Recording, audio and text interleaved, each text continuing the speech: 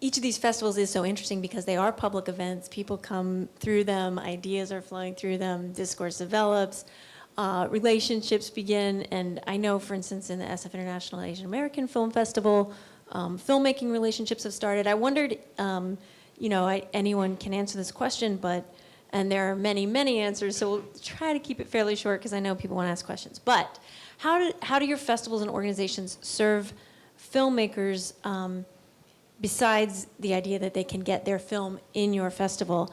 And an alternate version of this, besides sort of like granting, education, the opportunities that filmmakers can get through the larger institutions is, how should filmmakers look at festivals as networking and learning opportunities, the festivals themselves? How could they do festival? To begin with, I'll start with the idea of an entry fee. Because I think we all get a lot of emails from people saying, hey, I'm a poor filmmaker, can you waive the entry fee? And of course, everyone would not like to pay an entry fee. But what I tell people is to say, if you are confident enough to submit your film to us and you think you can get in, then this is the cheapest investment you can make for a really great return. You're paying $30. If you get in, you're going to be screening for lots of different people. Other programmers are going to see the film, and it could go a long ways. And in a lot of ways, that kind of carries through to how really I like to encourage filmmakers to use a film festival as an investment, because it really is as much as you make out of it. In a lot of ways, there's just this mutual thing that happens between a filmmaker and a festival. We both want the same thing. We invite your film, you want a full house, we want a full house too. And we have some filmmakers who will just send their film to us, it'll show, that'll be it. We have other filmmakers who really go all out. They'll do a lot of promotion, they'll bring lots of people in, and that only helps them. And so this is it's a rare opportunity to have this type of public screening. And the more that you can do is really, it's going to only benefit you. And in a lot of ways to think about what the roles of festivals are, because there's fewer and fewer opportunities to get your films distributed, unfortunately, in terms of theatrical. There's more and more ways to get it out online. But what that means is that, well, corollary to that is that there's more and more films being made. So the big question is, how do people find your films? And to make a very simple analogy, just in terms of search engines, the more festivals you can show in, the more places your film is going to pop up at it. And that's just another way of thinking about it, is that, say, for example, the one festival catalog, say if you print 10,000 festival catalogs, those go out. Those catalogs with your name, your address, and your film are not only seen by the audience, but they're mailed to different places. We bring them year-round to different countries and different places. Your name is going around the world if it isn't that little piece of paper, also on the website too. And so there's all these kind of multiplying effects of what happens when your film screens. And so it's another way to really think about how you can take part and how you can make the most out of that experience.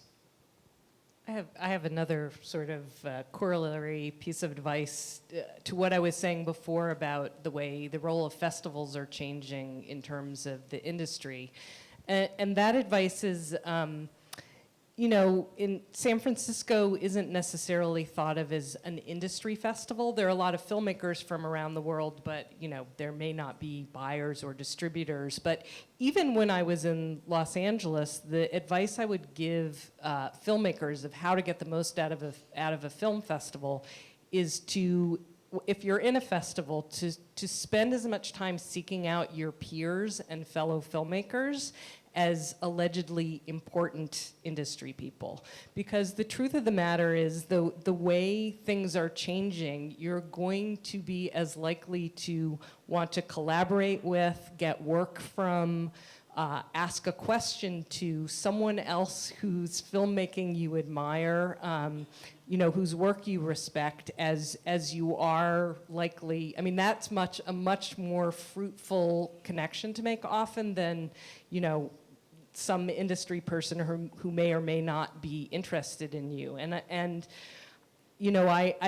people go on and they may collaborate together, or some person, we had a filmmaker in our festival in Los Angeles she's a Bay Area filmmaker, and she now works for a website that hires people to do Turn Here, to do little documentaries. And she spent a lot of time meeting other fellow filmmakers when she was at our festival, and she ended up hiring a bunch of them to do work for her. So it wasn't that, again, that some big industry person is going to come in and help you, but that you can help each other.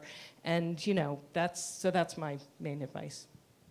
I used to do, I worked at ITVS and I did PR for filmmakers who got into Sundance. And I always told people, from the most banal to the kind of funny, when you go to a film festival, make sure you eat one meal a day with someone you actually like. Make sure you go to other people's films. Don't sleep with anyone you're going to have to do business with again. But I think there are different purposes for different festivals. Like this past year I read John Pearson's Spike, Mike, Slackers, and Dykes. And he talks about selling Spike Lee's films at the San Francisco International Film Festival. And I was like, wow, because I worked there as a publicist, and I was like, there were very few buyers at that time. I mean, there may be more now, but I think different festivals serve different purposes. If you're really trying to sell a feature-length documentary or fiction film, really in the United States, the places to be are Toronto, Tribeca, maybe the New York Film Festival, because critics are there, you know, the LA Festival, but it's where the industry is. And Sundance. It's very difficult to sell a film at local, you know, a local film festival. But I think, as Rachel said, and Chiwe said, people talk to each other. So if you go to South by Southwest, the programmers will talk to each other.